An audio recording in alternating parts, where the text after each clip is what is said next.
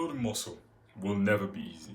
So I lied with the title. I'm sorry, don't beat me up, but it will never be easy, but there are definitely a few things you can do to make it a lot easier for you, to make it a lot more simple. So this video I want to talk about 3 steps, 3 things that you can do that will make the process of building muscle a lot easier. It won't make it easy, but a lot easier for you. First thing, train hard.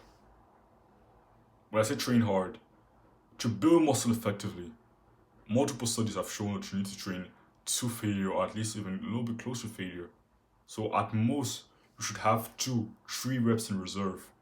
But if you have more, then you've probably just wasted a set, or you haven't stimulated muscle enough to really induce enough muscle growth. So if you want to build muscle effectively, you need to have the ability to train hard, to push yourself in the gym. Today, this morning, first thing in the morning, what I did, I took a shower, I brushed my teeth, I got ready, I went to the gym, and I had a super painful leg workout. Very painful one. And the way I train, I take every set that I do to failure. I don't necessarily say I'm recommending you to do that. You don't necessarily have to take every set to failure. I just experimented with different things and I found that it helps. It really works for me right now.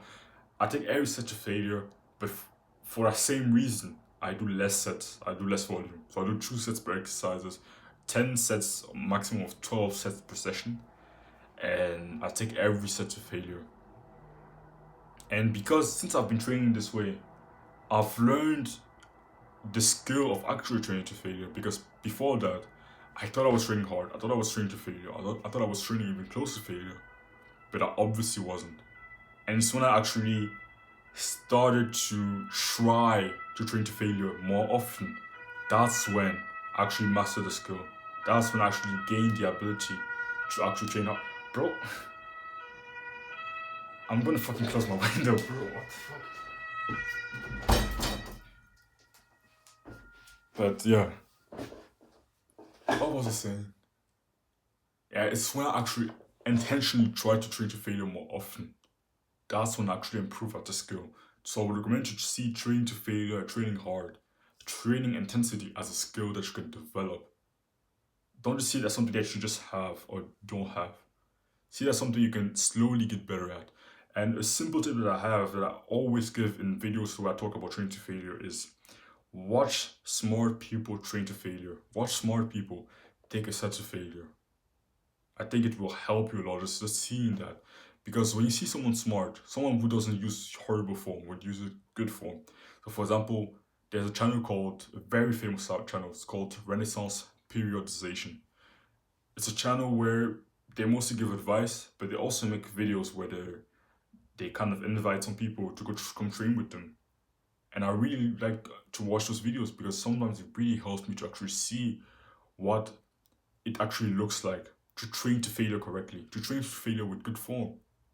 So I've become pretty good at doing that. So I'll definitely make a video one day, a compilation of me performing different sets of failure for like 10 minutes. You see me do different exercises and take them to failure. Even today I recorded a video of me doing Romanian deadlifts to failure. So I can maybe upload that today. But you need to have the ability to train to failure. You need to be able to use that. And seeing someone else who actually trains hard but also trains smart, so he uses good form and is able to push through failure whilst maintaining very good form, I think it can help you because it will help you to be able to see someone else pushing themselves. You can see, okay, my last few reps don't look like his last few reps. He looks like he's about to die on those last few reps. I look pretty relaxed at the end of the set, so I might not be training hard enough. I could probably train a little bit harder. Second thing, calorie surplus. If you want to build muscle effectively, you need to bulk. You want me to tell you a funny fact? I've built most of my muscle mass during my first bulk, and over the last few months, I try to just maintain my weight. I try to just stay at the same weight, not eating a calorie surplus, and try to just gain muscle just through my training, not eating more, just training hard, training effectively, I tried to build muscle, and I've gotten stronger. I probably built a little bit of muscle, but I didn't even build close to as much muscle as I did in my first bulk. And the thing is, during my first bulk, I was a lot dumber when it came to my training. I didn't know as much as I know now. I didn't know everything I knew now. So my training wasn't even close to being as effective as it is now. But the simple fact that I ate in a calorie surplus helped me build an insane amount of muscle over a very short time. Like over just 3 months of eating a calorie surplus, I look like a totally different person. I look totally different. Even though I was very dumb in my training, my training wasn't smart. My training definitely wasn't smart. But I made amazing gains just by eating a calorie surplus. So right now I've started bulking again. I started bulking last week, and I plan to bulk for the next 3-5 months. Maybe reach 90 kg or something like that. And yeah, that's my goal. So if you want to build muscle effectively, you need to be in a calorie surplus. You can still build muscle whilst maintaining and just staying at the same weight. It's gonna be slow as fuck. You're not gonna be seeing any significant results. It's gonna take some time. You can still do it if your goal is only to build a toned or just a little bit an okay physique where you look okay, you look a little bit more athletic than most people. Go ahead. If it's really your goal, there's nothing wrong with that. But if you're here and you want to maximize muscle growth, and you really want to look big, you really want to look muscular, you need to eat in a caloric surplus. Third thing, tracking your workouts. I track every single set that I perform in the gym. And I simply do it on my iPhone Notes app. You don't have to complicate it.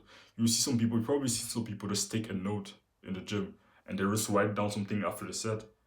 Those people are actually smart. They may look weird, but they're actually very smart. They're tracking their workouts and they're tracking the weight and the reps that they did. Every single set that I do in the gym, I track it. So that next week, next session, when I perform the same workout again, I can see what I did last week and I can assume what I should be able to do today. I can see maybe patterns. I can maybe see, okay, I haven't been progressively overloading on this exercise for like a few weeks now. So there's probably something wrong. Or no, last week I did 60 kg for 7 reps, but today I did 60 kgs for 6 reps. So there's probably something wrong. I wasn't able to progressively overload and I actually got weaker. Maybe it's my sleep. Maybe I'm just not eating enough. Maybe I'm doing too much volume. Maybe I'm not doing enough volume. So you can just see patterns and actually be able to see, okay, is my training productive? Am I making progress? Should I change something? That's the power of simply tracking your workouts. You don't have to overcomplicate it. You can simply use the Notes app on iPhone like I do, or you can maybe write it out on paper.